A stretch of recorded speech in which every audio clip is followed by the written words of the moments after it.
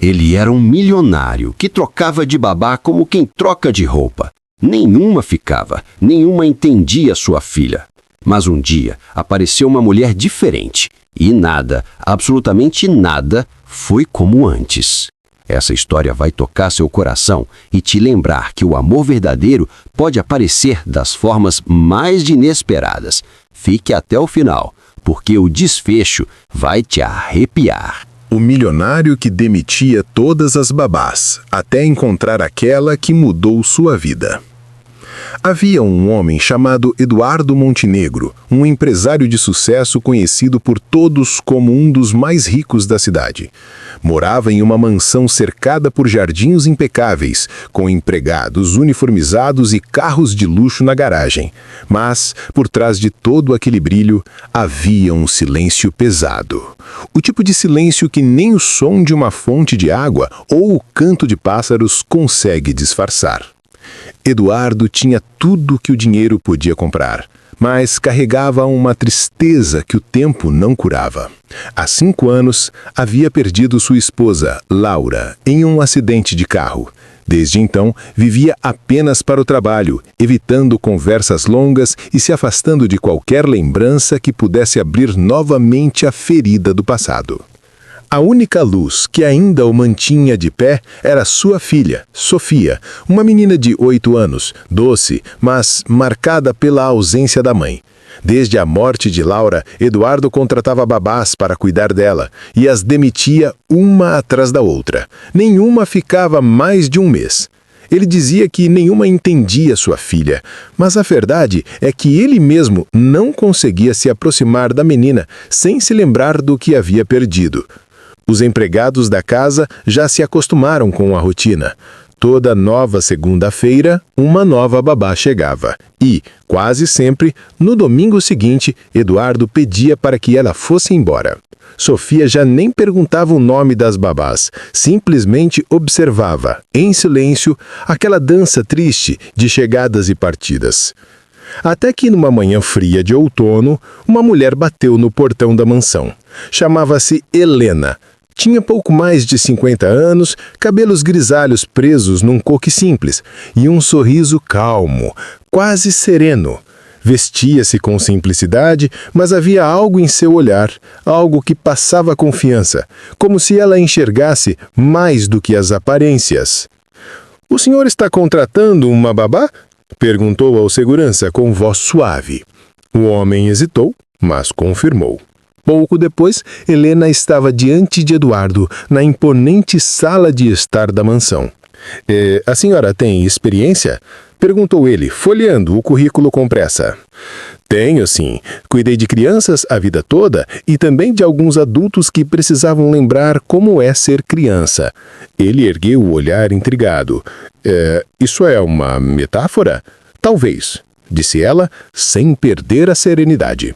"Às vezes, o que falta em uma casa não é uma babá, é um pouco de amor." Ele suspirou. "Impaciente. Espero que a senhora saiba o que está fazendo. Minha filha é complicada." "Nenhuma criança é complicada", disse ela olhando nos olhos dele.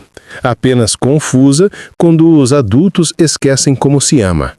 Aquela frase ficou martelando na mente de Eduardo, mas ele não demonstrou. Limitou-se a aprová-la por experiência e talvez por curiosidade. Nos primeiros dias, Helena agiu diferente de todas as outras babás. Não tentava agradar Sofia com presentes, nem insistia em conversas. Apenas estava presente, ajudava com o café, contava pequenas histórias e, principalmente, ouvia. Sofia, aos poucos, começou a se abrir. Certa tarde, enquanto desenhavam juntas, perguntou: "Tierlé, por que o meu pai nunca sorri?" Helena ficou em silêncio por um momento, observando o traço trêmulo da menina no papel. "Às vezes, o coração da gente fica cansado, mas mesmo um coração cansado pode voltar a sorrir se alguém o lembrar do que é amar." A menina sorriu levemente e voltou a desenhar. Naquela noite, Eduardo observou, de longe, a cena da janela do escritório. Fazia tempo que não via a filha rir daquele jeito. Sentiu algo estranho, uma mistura de alívio e medo. alívio por ver sua filha feliz, medo de que isso não durasse. Com o passar das semanas, a presença de Helena começou a mudar a rotina da casa. O ambiente ficou mais leve. Os empregados, antes tensos, riam entre si. Até os cães pareciam mais tranquilos. Eduardo, sem perceber, começou a jantar mais vezes com Sofia, coisa que não fazia há meses.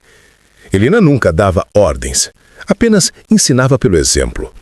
Costumava deixar bilhetes pequenos pela casa, com frases escritas à mão. O tempo cura, mas o amor ensina. Nem toda ausência é vazia.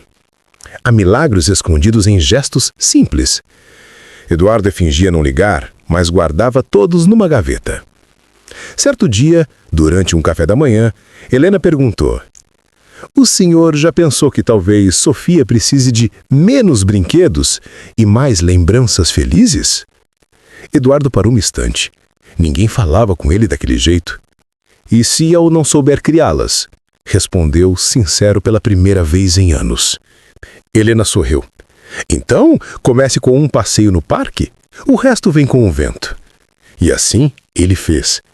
Pela primeira vez em muito tempo, pai e filha caminharam juntos ao ar livre. Sofia corria, ria, jogava folhas para o alto. Eduardo observava com os olhos marejados.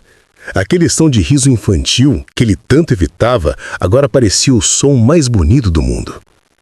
Quando voltaram para casa, Helena os esperava com chocolate quente. "Viu?" disse ela. "Às vezes, a cura não vem do remédio, mas do riso." Eduardo começou a admirar aquela mulher. Parecia ter um dom, o dom de enxergar as dores dos outros e transformá-las em paz. Mas algo nele ainda desconfiava. Quem era ela, afinal? Certa noite, ele chamou o motorista e pediu para investigar o passado de Helena. Queria saber onde morava, de onde vinha, por que não tinha referências em lugar algum. No dia seguinte, o motorista voltou intrigado. "Senhor, ninguém conhece essa mulher? O endereço que ela deu não existe." Eduardo ficou em silêncio. Parte dele sentiu medo, parte quis rir da própria paranoia. Quando questionou Helena sobre isso, ela apenas respondeu com calma: "Eu estou aqui por enquanto, senhor Eduardo.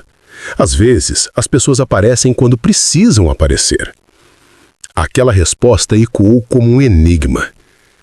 Dias depois, Sofia adoeceu. Uma febre forte, repentina. Eduardo entrou em desespero. Chamou médicos, enfermeiros, fez de tudo.